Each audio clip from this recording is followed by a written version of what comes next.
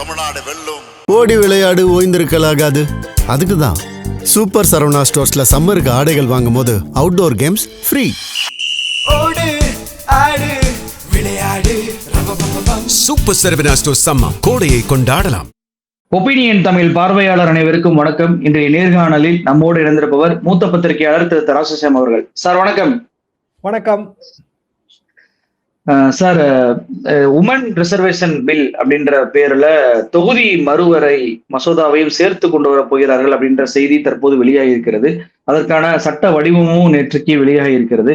முதலமைச்சர் அவர்கள் இதற்கு கடுமையான கண்டனத்தை தெரிவித்திருக்கிறார். தமிழ்நாட்டில் இருக்கக்கூடிய ஒவ்வொரு குடும்பமும் வீதிக்கு வரும், நானே தெருவில் இறங்கி போராடுவேன், இதுவரை பார்க்காத ஒரு தமிழ்நாட்டை டெல்லி வந்து பார்க்கும், 50-60களில் இருந்த தமிழ்நாட்டை வந்து பார்க்கக்கூடிய சூழல் உருவாகும், இது கடைசி எச்சரிக்கை அப்படின்னு சொல்லி ஒரு எச்சரிக்கையை கொடுத்திருக்கிறாரு. எப்படி சார் பார்க்குறீங்க? முதலமைச்சரின் எச்சரிக்கை அனைத்து மாநிலங்களுக்கும் சேர்த்துன்னு நம்ம எடுத்துக்கிடணும்.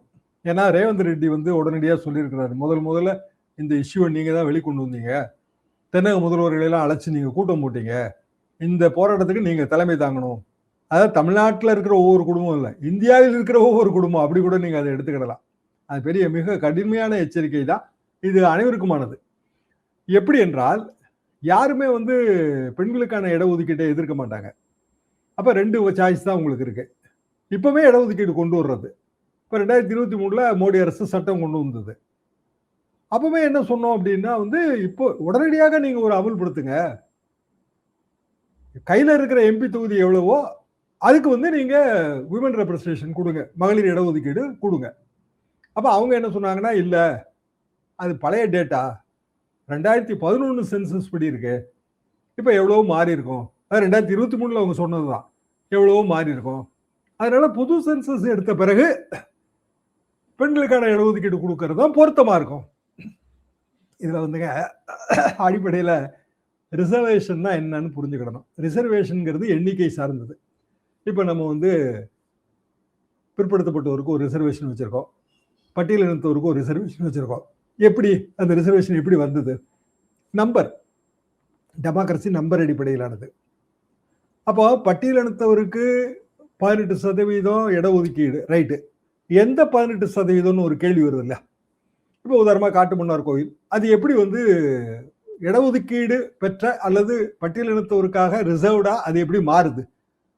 பட்டியலினத்தவரோட எண்ணிக்கை. ஸோ எண்ணிக்கை சார்ந்தது தான் எல்லாமே. அப்போ பெண்களுக்கான இடஒதுக்கீடு நீங்க தரதா இருந்தா எந்த எண்ணிக்கையின் அடிப்படையிலானது? இதான ஒரு கேள்வியா இருக்க முடியும். 2011 எண்ணிக்கையின் அடிப்படையிலானது அப்படின்னு இப்ப சொல்றாங்க, 2026 சொல்றாங்க. 2011ங்கிறது ஓல்டஸ்ட் டேட்டா. சரி, 543 எப்போ வந்தது? அது 1971 அடிப்படையிலானதுங்க. 1971 அடிப்படையிலானத 543 850 நம்ம உயர்த்த போறோம். 35 வந்து அதுக்குள்ள உள் ஒதுக்கீடு யூனியன் டெரிட்டரிக்கு, 815 மற்றவங்களுக்கு. இந்த ஃபிகரை நீங்க எப்படி அரைவ் பண்ணீங்க? இப்போ 71 சென்சஸ்ல பாப்புலேஷன் இந்த ஃபிகர். இப்போ 2026 பாப்புலேஷன் என்னவா இருக்கும்? கிட்டத்தட்ட வந்து 140 கோடியா நம்ம மாற போறோங்க. அதாவது கிட்டத்தட்ட 50-55 கோடியிலிருந்து 3 மடங்கு அதிகரிக்க போறோம். அப்ப எண்ணிக்கையின் அடிப்படையில் நீங்க லோக்சபா சீட்டை இன்க்ரீஸ் பண்ண போறீங்க அப்படின்னா 1500 வேணும், 1500க்கு மேல வேணுங்க இல்லையா? அப்ப எப்படி இந்த ஃபிகரை அரைவ் பண்ணீங்க? 850ங்கிற ஃபிகரை எப்படி அரைவ் பண்ணீங்க? பதில் கிடையாது. ஆனா புதுசா பார்லிமெண்ட் கட்டடம் கட்டும் போது நம்ம மொத்தமே ஒரு 880 பேர் உட்கார்ந்து இருக்கிறது தான் கட்டியிருக்கோம். அதை சரி, ஏதோ ஒரு ஐடியால கட்டியாச்சுக்க. மோடி ஐடியா தான் உலகத்திலே உயர்ந்த ஐடியா. அவர் வந்து இந்தியாவிலேயே சிறந்த மேதாவி அவர் தான், அவருக்கு எல்லாமே தெரியுங்க, ஜனத்தொகையை பத்தி தெரியும், பெண்கள் எண்ணிக்கை எவ்வளவுன்னு தெரியும், கட்டடம் கட்டுறதுக்கு அவர் தான் வந்து வாஸ்து சாஸ்திர நிபுணர், மொத்தத்தில் இருக்கிற அளவு இவ்வளவுதான் தெரியும். அப்படி வந்து 900 பேரு கீழே தாங்க அங்கே உட்கார முடியும். அப்படிதான் இந்த ஃபிகரே வருது. 850ங்கிற ஃபிகரே ஒரு அர்த்தமற்ற ஃபிகரு.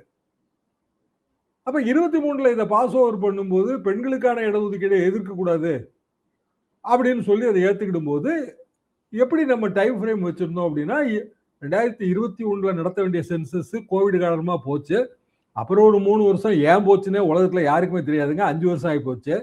இப்பதான் வந்து நம்ம சென்சஸ் வந்து கொஞ்சம் டிஜிட்டல் ஆயிருக்கு 26ல. 27ல நமக்கு வந்து ப்ரொவிஷனல் ஃபிகர்ஸ் கிடைக்கும்.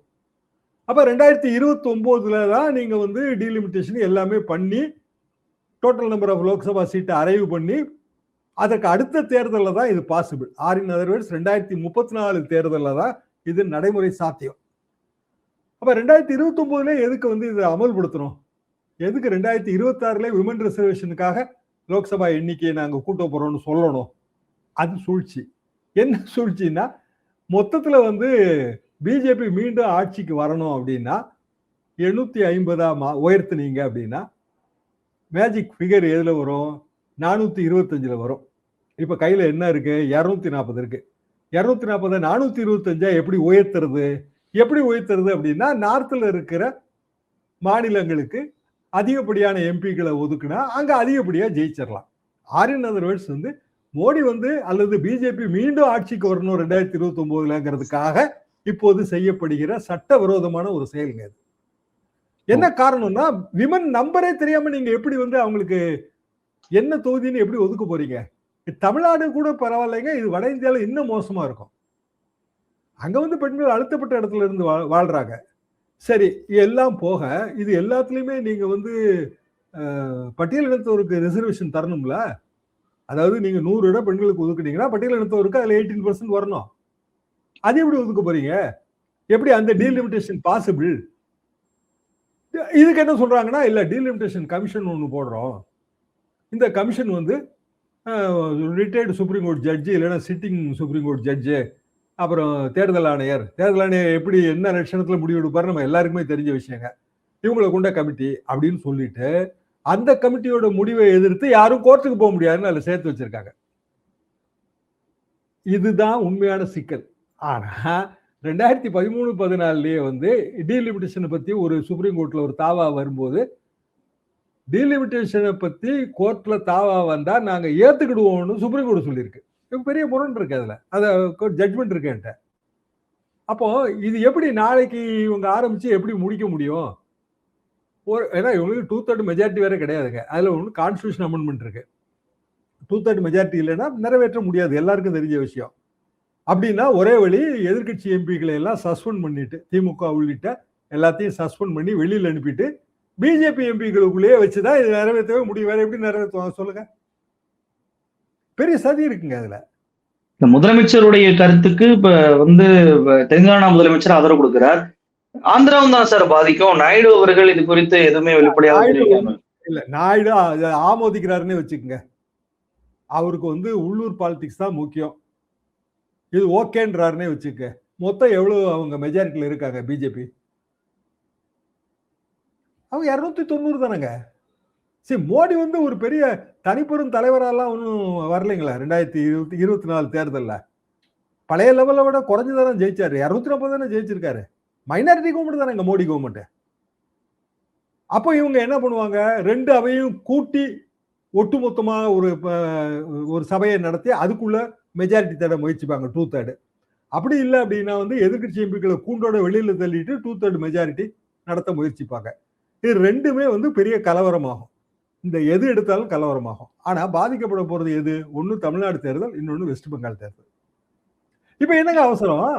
தேர்தல் நடவடிக்கை முடிய போறது ஏப்ரல் மாசம் 29ஆம் தேதி. மே மாசம் 4ஆம் தேதி ரிசல்ட் வரப்போகுது. ஜூன் மாசமோ ஜூலை மாசமோ அடுத்த செஷன் வரப்போகுதுங்க, இயல்பான செஷன் வரப்போகுது. இப்ப இவங்க வந்து பட்ஜெட் செஷனை திடீர்னு யாருக்குமே தெரியாம பட்ஜெட் செஷனை எக்ஸ்டெண்ட் பண்ணி இதை நடத்துறாங்க. பழைய செஷன் முடியலைங்க, எக்ஸ்டெண்ட் பண்ணிட்டாங்க. ஆனா நியாயமா அடுத்த செஷன்ல வச்சு செஞ்சுட்டு போட்டி தானே. அப்பவும் 2029க்கு டைம் இருக்குல்ல. இப்ப என்ன அவசரம்? 2 தேர்தல், மாநில தேர்தல் இருக்குல்லங்க, 2 தேர்தலும் சேர்ந்துங்க ஒட்டுமொத்த ஜனத்தொகை பாத்தீங்கன்னா இந்தியாவோட ஜனத்தொகையில 8% வராங்க. வெறுமனே அதாவது வெஸ்ட் பெங்காலும் தமிழ்நாடும் சேர்ந்தாலே இந்தியாவோட ஜனத்தொகையில 10%, 8% வராங்க. அப்போ அந்த 8% மக்களை குழப்பறாங்கல்ல இவங்க. அண்ணாமலை என்ன சொல்றாரு? இல்ல முதலமைச்சர் கணக்கு தெரியாம சொல்றாரு அப்படின்றாரு. இல்ல, எல்லாமே வந்து உரிய பிரதிநிதித்துவ விகிதாச்சாரம் அப்படி தரப்படும்ன்றாரு. அடிப்படை 58 சீட்டு கிடைக்கும் தமிழ்நாட்டுக்குன்றாரு. வராது.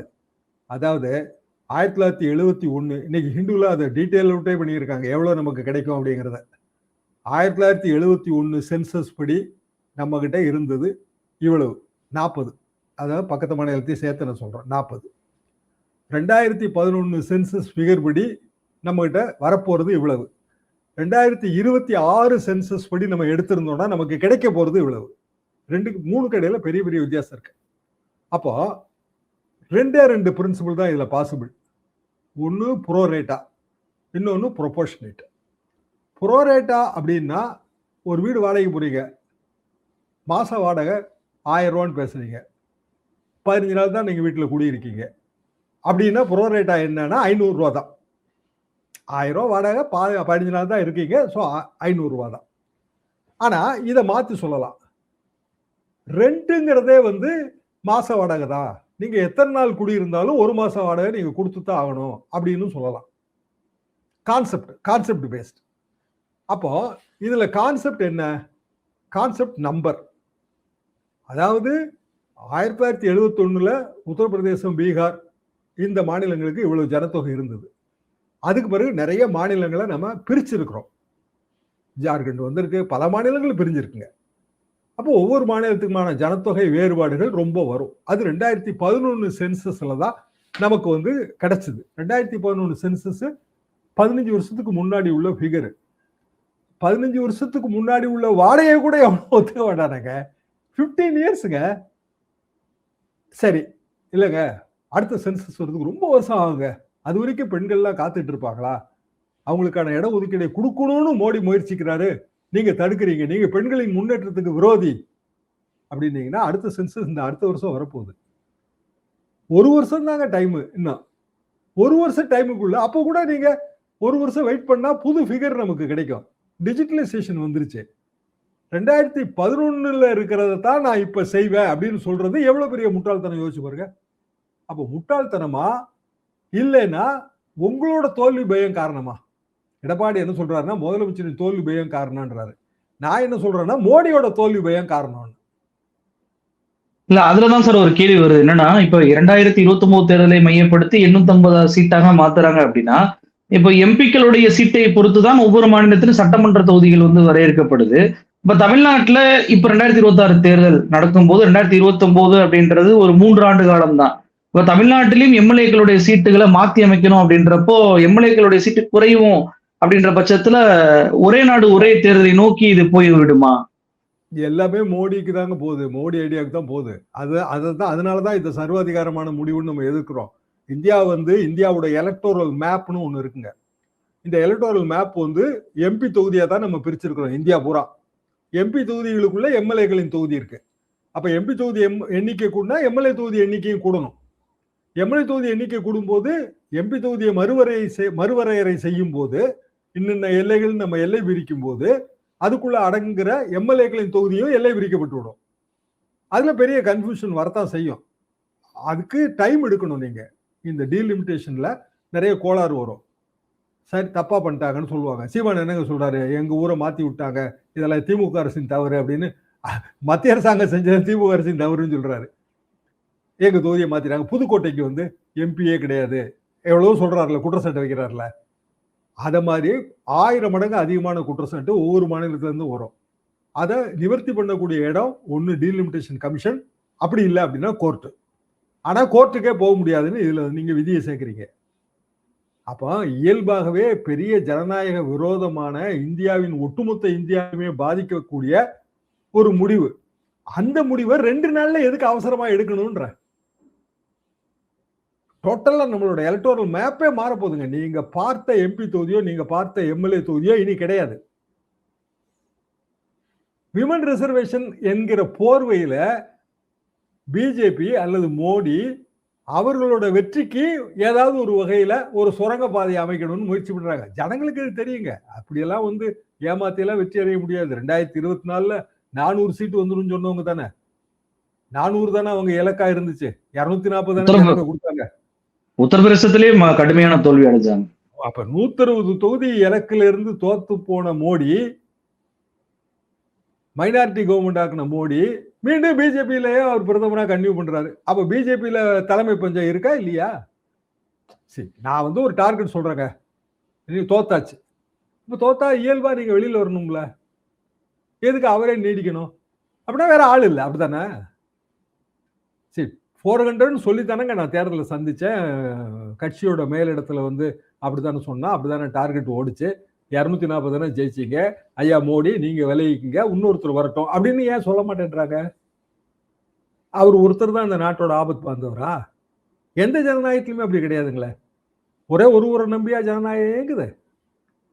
இப்போ வந்து அவரோட பவரை வந்து அவரு ஸ்திரப்படுத்திக்கிறதுக்கு அவர் செய்யறாரு இந்த ஏற்பாடு. அவரோட பவர்னா அவருக்கு அடுத்தாப்புல அமித்ஷா பவர். இதுல பாதிக்கப்பட போது பிஜேபியை சேர்த்துதான்ற. சரி, பிஜேபியில ஒரு ஃப்ரெஷ் தாட்டே வராம போயிருமா அப்புறம்? எந்த ஒரு சித்தாந்தமுங்க நிலையானதுங்கிறது அதுல அடிப்படை கோர் மட்டும்தாங்க நிலையானதா இருக்கும். மற்றபடி சித்தாந்தத்தோட ஆபரேஷனல் லிமிட் இருக்கு இல்லைங்களா, அது மாறிட்டே தானே இருக்கும். நிகழ்ச்சியை கலந்து கொண்டு பல்வேறு தகவலை நம்ம பகிர்ந்துட்டீங்க. ரொம்ப நன்றி சார்.